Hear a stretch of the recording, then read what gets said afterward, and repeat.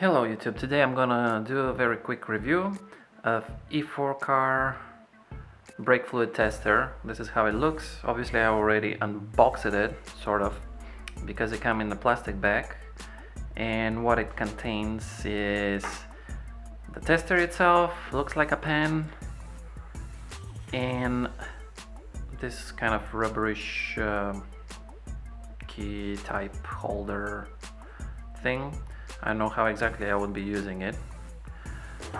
So what is this for? It says in description is compatible testing. Here's a little bit closer look. Compatible testing brake fluids standards of DOT3, DOT4 and 5. So in your house you want to make sure you have at least one AAA battery. So this is what happens when you press the button. It means okay, or also it means the battery's okay. I'm not sure what light it turns on. Obviously it's not gonna be green if the battery is low, but I put a brand new alkaline battery. It says if just this LED is enlightened, that means the battery is okay, of course, and then no water is detected. Green and yellow less than 1%. This is over here, and green yellow, the second one that says 2% of water. Then you have 3% of water. If it light up all the way here, I think it's turned into red. It can be green, yellow, red. That means that the water is about 3%, and they say here change of fluid is recommended. This is a 3 actually.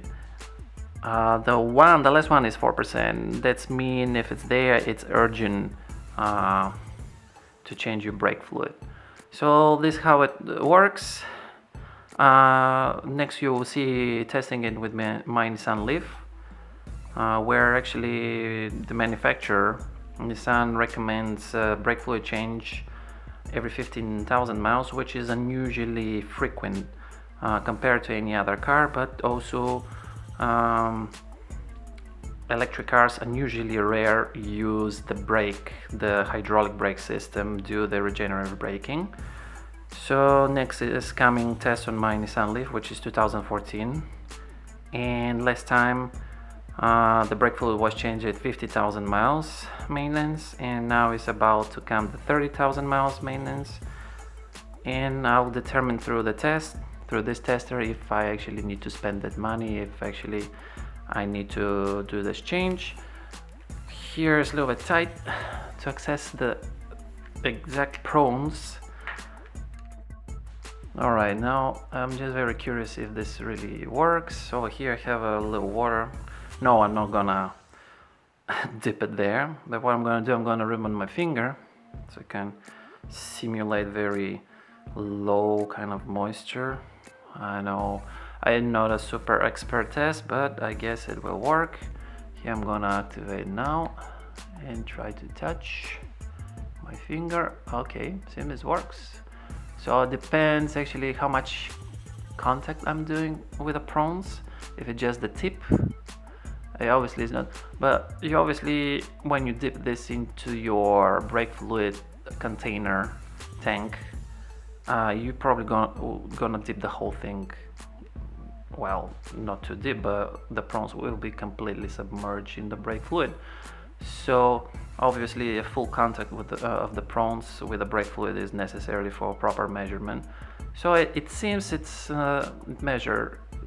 As you see, you actually cannot see on my finger any water. Of course, if I just dip it in the water, it's gonna get crazy, but you don't want to be there. It's as it shows here, the acceptable area is 2% of moisture in the brake fluid or less. So that's where you can, this is your gap. Now if you go at 3, change is necessary. If it's a 4% moisture, that's mean it's a dangerous situation. So it's an urgent change of brake fluid. So that's it. Let's see next what is actual level of the moisture in my 2014 Nissan Leaf. Stay tuned. Alright, so I'm pressing the button, it says it's on. I'm dipping there and nothing to show.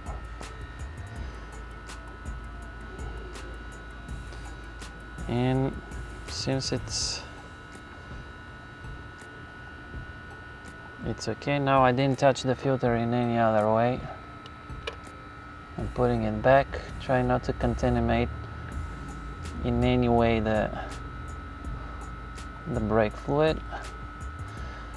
So unfortunately I don't have another bottle of brake fluid to test it,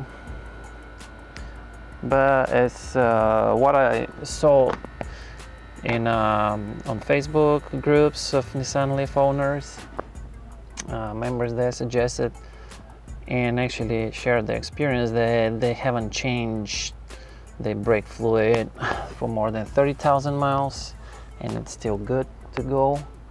And they also use testers similar to this one to determine the moisture in the brake fluid, and it seems it's okay.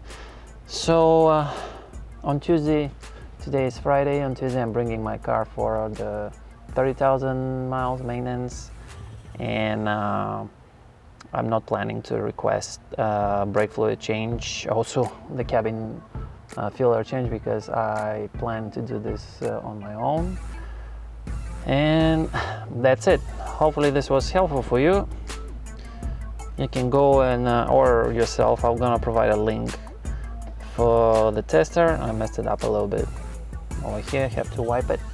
So it was something like $12–13 on Amazon, and I'm gonna keep you updated. I'm gonna check probably in another 5,000 miles or less. I'm gonna check the brake fluid to see if there's some change, but as far as I see, it's a little bit yellowish, which is the normal thing. It doesn't get darker, so I think we're good. Thanks for watching.